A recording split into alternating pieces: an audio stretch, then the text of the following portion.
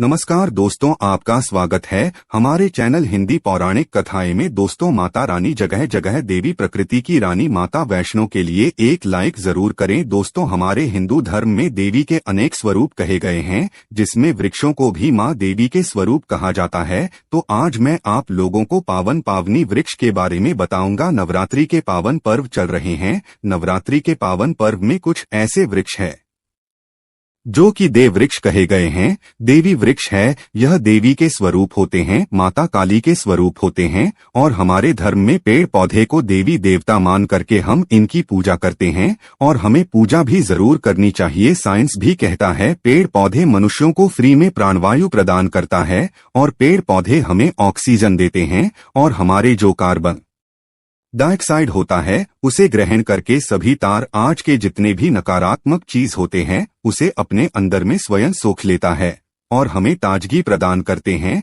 तो पेड़ स्वयं तेज धूप में तपता है, परंतु मनुष्य को शीतल छाया प्रदान करता है। तो नवरात्रि के समय में कुछ ऐसे पेड़ पौधे हमारे धर्मशास्त्र में कहे गए हैं जिनको छूने मात्र से व्यक्ति के बंद किस्मत के ताले खुल जाते हैं, व्यक्ति का सौभाग्य चमक जाता है। हमारे शास्त्रों में पेड़ पौधों को बहुत ही गुणकारी कहा जाता है। अनेक बीमारी का उपचार पेड़ पौधों में ही छुपा है, जड़ी बूटी में ही छुपा है। और भगवान श्री कृष्ण ने गीता में स्वयं कहा है कि वृक्षों में पीपल का वृक्ष, पीपल के वृक्ष को वृक्षों का राजा कहा जाता है, क्योंकि पीपल वृक्ष की जो आयु होती है सबसे ज्यादा होती है, सबसे अत्यधिक होती है। पीपल वृक्ष सर्वशक्तिमान, पूजा पाठ में अत्यधिक इसका महत्व होता है। दोस्तों, इसीलिए भगवान श्री कृष्ण ने गीता में स्वयं कहा है कि मैं वृक्षों में पीपल का वृक्ष हो। तो चलिए आज मैं आप लोगों को नवरात्रि के समय में छुए जाने वाले वृक्ष के बारे में बताऊंगा।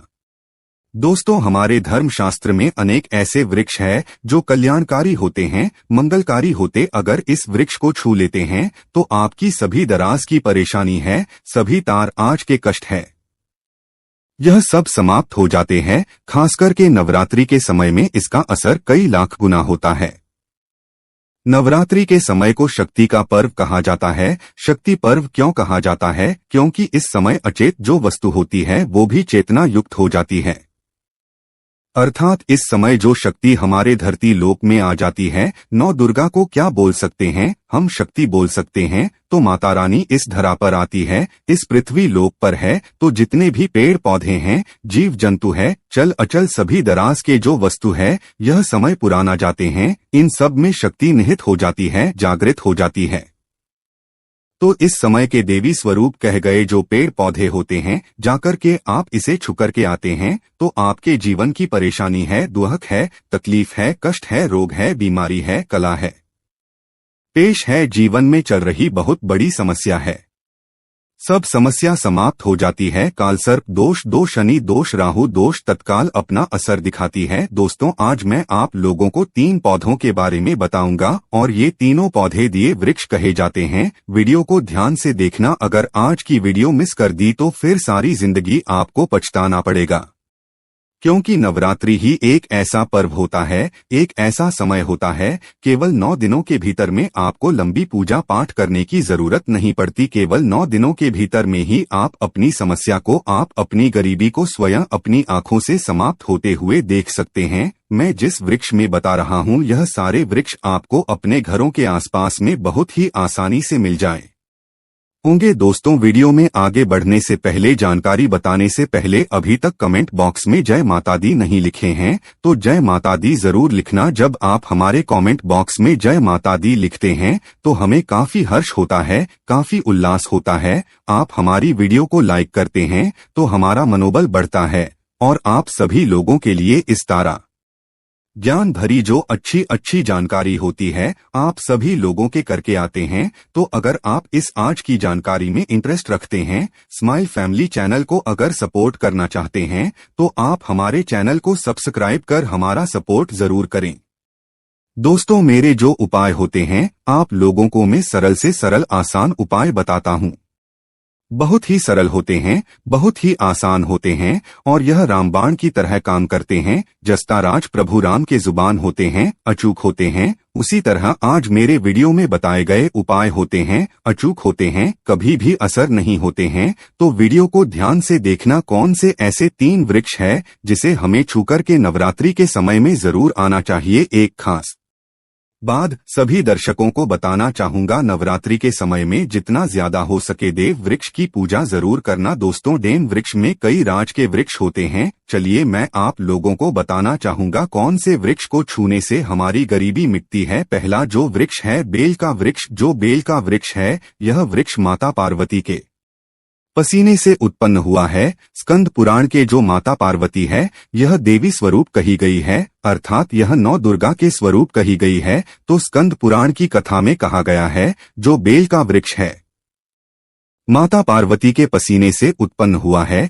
इसकी डाली में पार्टी जग में ब्रह्मा में विष्णु एवं समस्त जो हिस्से हैं उसमें भगवान शंकर जी बसते हैं। संध्या काल में शिव मंदिर के समीप या 9 दुर्गा मंदिर के समीप जो बेल के वृक्ष है इसके नीचे में घी का दीपक जलाने से व्यक्ति धनवान, गुणवान एवं पराक्रमी बनता है। व्यक्ति के सभी मनोरथ की पूर्ति होती है। हमारे धर्म शास्त्र ये भी कहते हैं नवरात्रि के समय में अगर कोई भी व्यक्ति, जी हाँ, नवरात्रि के समय में अगर कोई भी व्यक्ति बेल के वृक्ष को माता दुर्गा का ध्यान करते हुए 7 बार छू करके आ जाते हैं तो ऐसे व्यक्ति की तत्काल, अगर उपवास व्रत रखा है, ध्यान से सुनिएगा, जो लोग उपवास व्रत रखे हैं ऐसे व्यक्ति की थकान सुस्ती तत्काल चली जाती है। ध्यान से सुनिए, जो व्यक्ति उपवास रखे हैं, व्रत रखे हैं, ऐसे व्यक्ति को के समय में जितना ज्यादा हो सके संध्या काल में बेल के वृक्ष को जरूर होना चाहिए।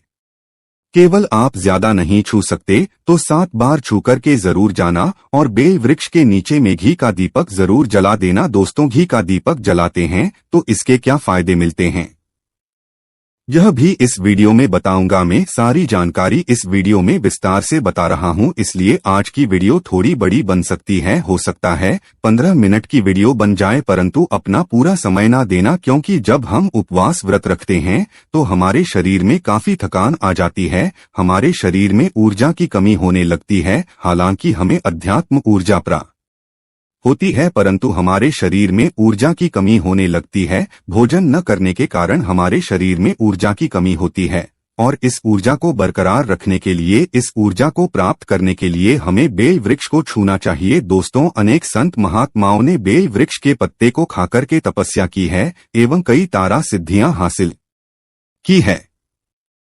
धर्मशास्त्र कहते हैं अगर नवरात्रि के समय में बेल के पत्ते खाए जाएं तो जो व्यक्ति लंबे समय से जो मंत्र के जाप कर रहे हैं, सिद्धि प्राप्त नहीं हो पा रही है, फिर कुछ आप ऐसी सिद्धि को प्राप्त कर रहे हैं जो सिद्धि आपको काफी लंबे समय से प्राप्त बेल के पत्ते खाने से मर्सिडीज जल्दी प्राप्त होती है।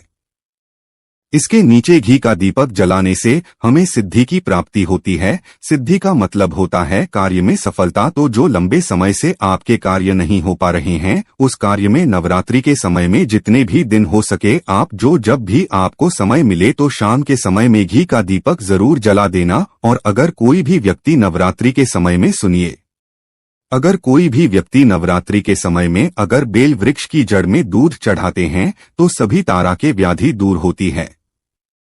अगर सिंदूर युक्त गंगा जल चढ़ाते हैं तो व्यक्ति की गरीबी मिटती है। अगर तेल चढ़ाते हैं बेल वृक्ष की जड़ में तो सौभाग्य की प्राप्ति होती है। और अगर बेल वृक्ष के तीनों पत्तों में 2 स्तोत्र देवी कही गई है, जैसे कि महाकाली, महालक्ष्मी, महासरस्वती, तो अगर बेल के जो 3 पत्ते हैं महालक्ष्मी, महाकाली, महासरस्वती के स्वरूप कहे गए हैं, तो बेल की अगर तीनों पत्तों में एन, दूसरे पत्ते में ही रेन और तीसरे पत्ते में क्लीन, तो स्टार आज बेल के तीनों पत्ते में लिखकर कि अगर माँ दुर्गा को सिंदूर से लिख करके चढ़ाना होता है, सिंदूर से लिख करके चढ़ाया जाए तो तत्काल उसी समय मनोकामना की पूर्ति होती है, कार्य में सफलता मिलती है। कोई लंबे समय से आपकी मनोकामना हो, आप चाहते हैं वह मनोकामना पूर्ण हो जाए, तो ये उपाय जरूर करिएगा दोस्तों।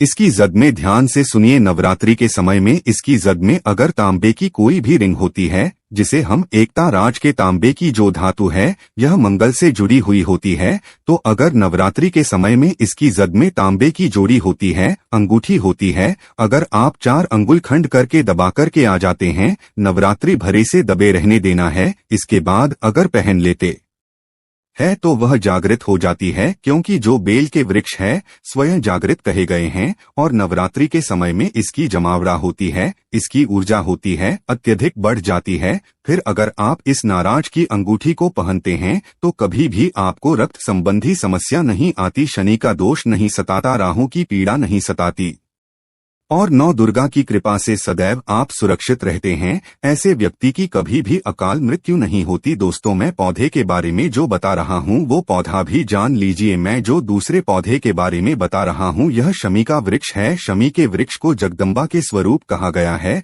जो शमी के वृक्ष है यह स्वयं जगदम्बा के स्वरूप है। इस पर स्वयं मां जगदम्बा स्वयं साक्षात विराजमान रहती है और कोई भी व्यक्ति अगर संध्या काल में नवरात्रि के समय में इसके नीचे में धूप दीप जलाता है, धुआं दिखाता है, तो उनकी सभी तार आज की परेशानी दूर होती है। धर्मशास्त्र कहते हैं अगर कोई भी नवरात्रि के पूरे समय में हो सके, अगर आप एक दिन भी करना चाहते हैं तो आप यह उपाय एक दिन भी कर सकते हैं, पंचमी सप्तमी के दिन कर सकते हैं। तो हमारे धर्मशास्त्र में कहा गया है अगर नवरात्रि के समय में लाल जुड़ी अगर कोई भी व्यक्ति मनोकामना बोलते हुए शनि के वृक्ष में बंधे तो वह मनोकामना की पूर्ति होती है। लाल जुड़ी अगर कोई भी महिला जाकर के बांधती है तो उन्हें सौभाग्य की प्राप्ति होती है, उनके पति की कभी भी अकाल मृत्यु नहीं होती। इसकी जद में सिंदूर डालने से व्यक्ति को आरोग्य की प्राप्ति होती है। जो लोग लंबे समय से बीमार पड़े हैं, ऐसे व्यक्ति के जो घर में रहने वाले सदस्य हैं, वो लोग जो बीमार पड़े हैं, उनके शरीर से 7 बार सिंदूर को उतारा करके शमी की जद में डाल सकते हैं तो उनके रोग जल्दी ठीक हो जाएंगे। जो लोग समय से बीमार पड़े हैं या फिर आप बीमारी से बचना चाहते हैं, निरोग रहना चाहते हैं, तो इसकी जद में सिंदूर जरूर डालें। मनोकामना पूर्ति करने के लिए मैं एक मंत्र बता रहा हूँ। इस मंत्र को हुए शमी के वृक्ष को छूना है। इस मंत्र को बोलते हुए शमी के वृक्ष को छूना है। आप तत्काल नवरात्रि के समय में इसका रिजल्ट देखना। जैसे ही नवरात्रि समाप्त होगा आपकी मनोकामना है उसकी पूर्ति हो जाएगी। आपकी जो दरिद्रता है वह दरिद्रता समाप्त हो जाएगी। तो मंत्र कौन सा है? तो आपको बोलना है मनोरथ पूरे मर्म दरिद्रा नाश। यह मंत्र आपको बोलना है। यह मंत्र बोलते हुए शमी के वृक्ष को छूना है। सभी तार आज के आपके मनोरथ की पूर्ति होगी। जो दरिद्रता है दरिद्रता समाप्त हो जाएगी, छूमंतर हो जाएगी। ये आपको छूते हुए बोलना है। आप चाहते हो तो नवरात्रि के समय में मौली धागे भी शमी के वृक्ष पर बांध सकते हो। अधिकतर लोग मौली धागा बांधते हैं। मौली धागा बांधने से माता रानी आपसे बंध जाती है। दोस्तों, कहने का मतलब है कि माता रानी आजीवन आपका साथ दे दी है, आपके हर कदम में मार्गदर्शन करती है। इसकी जद की मिट्टी ला करके ध्यान से सुनिए। नवरात्रि के समय में अगर आप जो है 9 दुर्गा के कर पा रहे हैं, व्रत नहीं कर पा रहे हैं किसी कारण वश, तो केवल इसकी जड़ की मिट्टी लाकर के नवरात्रि के समय में स्नान करने से व्यक्ति का भाग्य उदय हो जाता है, व्यक्ति का भाग्य चमक जाता है। व्यक्ति की जो फूटी किस्मत होती है वह भी चमक जाती है। आप में से अधिकतर लोग बोलते हैं ना कि गुरु जी हमसे लक्ष्मी नाराज हो चुकी है, लक्ष्मी हमारे घर में आना ही बंद कर चुकी है। तो आप चाहते हैं कि लक्ष्मी की कृपा प्राप्त हो जाए, तो नित्य नवरात्रि के समय में इसकी मिट्टी को लाकर के नवरात्रि के समय में स्नान करना शुरू कर दीजिए। नहाने वाले पानी करके स्नान करना शुरू कर दीजिए। आपके शरीर से दोष दूर हो जाएंगे। आपके शरीर से किसी भी आज की पीड़ा है नकारात्मक शक्ति आपके शरीर में प्रवेश कर गई है, वो भी समाप्त हो जाएगी। दोस्तों, तीसरे क्रम में मैं जिस वृक्ष के बारे में बता रहा हूँ मित्रों, इस वृक्ष को देव वृक्ष भी कहा जाता है। जो तीसरा वृक्ष है वो है परिजात का वृक्ष। परिजात वृक्ष समुद्र मंथन से उत्पन्न हुआ था और यह देवराज इंद्र के नंदनवन में स्थापित किया गया था। परिजात वृक्ष भगवान कृष्ण ने मानव जन कल्याण के लिए धरती लोक पर ला थे। जो पारिजात वृक्ष है इसे भी लक्ष्मी का स्वरूप कहा गया है, क्योंकि माता लक्ष्मी भी समुद्र से उत्पन्न हुई है और परिजात के वृक्ष भी समुद्र से उत्पन्न हुआ, इस नाते यह माता लक्ष्मी की बहन कही जाती है। तो ऐसा समझा जाता है कि कोई भी मनुष्य उनके शरीर में कितनी भी ज्यादा थकान हो, कितनी भी पीड़ा हो, जैसे कि नवरात्रि के अगर आप व्रत रख रहे हैं, व्रत के दौरान अगर आप शरीर में थकान है, पीड़ा है, तो परिजात के वृक्ष को शाम के समय में छू करके जरूर आ जाना। आप चाहते हो तो नवरात्रि के किसी भी टाइम में आपको टाइम मिले उस समय में जाकर वृक्ष को छू सकते हैं। इसके वृक्ष को छूते ही तत्काल शरीर से पीड़ा है, चिट्ठाकार थकान है, सुस्ती है, कमजोरी है, वह समाप्त हो जाती है। इस वृक्ष के नीचे में अगर नवरात्रि के समय में घी का दीपक जलाया जाए, चुटकी भर सिंदूर अगर इसकी जद में डाला जाए, तो सभी तार आज की मनोकामना की पूर्ति होती है। परंतु आपको जरूर करनी है कि है परिजात वृक्ष आप देवी स्वरूप कह जाती है। आप हमारी सभी तार आज की पीड़ा को दूर करें। ग्रह दोष है, पितृदोष है, लक्ष्मी दोष है, इसे आप समाप्त करें। लक्ष्मी स्वयं आपकी बहन है। माता लक्ष्मी का हमारे जीवन में प्रवेश कर जाए, इस आज का आप हमें आशीर्वाद प्रदान करें। इस दौरान से आप इनसे जो है मनोकामना बोल सकते हैं, मनोरथ बोल सकते हैं। यह लक्ष्मी की बहन कही गई है क्योंकि समुद्र मंथन से उत्पन्न हुआ है। तो अगर आप भी जल्द धनवान बनना चाहते हैं, आपके जीवन में कोई कामना अधूरी रह गई है, तो हमने 3 वृक्ष के बारे में बताया है। 3 वृक्ष को नवरात्रि के समय में छूना शुरू कर सकते हैं। और अगर कोई व्यक्ति यह तीनों वृक्ष को छू लेते हैं, ध्यान से सुनिए, अगर तीनों वृक्ष को छू लेते हैं तो ऐसे व्यक्ति के कार्य सफल होने से, ऐसे व्यक्ति की मनोकामना पूर्ण होने से दुनिया की कोई भी शक्ति नहीं रोक पाएंगे। मनोकामना पूर्ति करने के लिए, कार्य में प्रगति प्राप्त करने के लिए, अपनी किस्मत को चमका सोए हुए भाग्य को जागृत करने के लिए नवरात्रि में ये उपाय जरूर करिएगा। दोस्तों, ये उपाय सोने पे सुहागा होगा। यह आपकी जिंदगी को संवार देंगे, आपकी जिंदगी में चल रही परेशानी को दूर कर देंगे। तो यह जानकारी कैसी लगी हमें कमेंट सेक्शन में जरूर बताना, और इस जानकारी को अपने तक सीमित मत रखना। इस जानकारी को आगे जरूर शेयर करना, क्योंकि ज्ञान बढ़ाने से ज्ञान बढ़ता है। हो सकता है आप इस वीडियो को शेयर आगे करेंगे तो कोई व्यक्ति नवरात्रि के समय में थकान महसूस करते हैं, पीड़ा महसूस करते हैं, नवरात्रि के समय होती है, किसी भी तरह के कष्ट होते हैं, तो इन वृक्षों को छूकर के सारे कष्टों से छुटकारा पा सकते हैं। तो समाज कल्याण हेतु इस वीडियो को आगे जरूर शेयर करना। कमेंट बॉक्स में अभी तक जय माता दी नहीं लिखा है तो जय माता दी लिख दीजिएगा। धन्यवाद वीडियो के अंत तक बने रहने के लिए।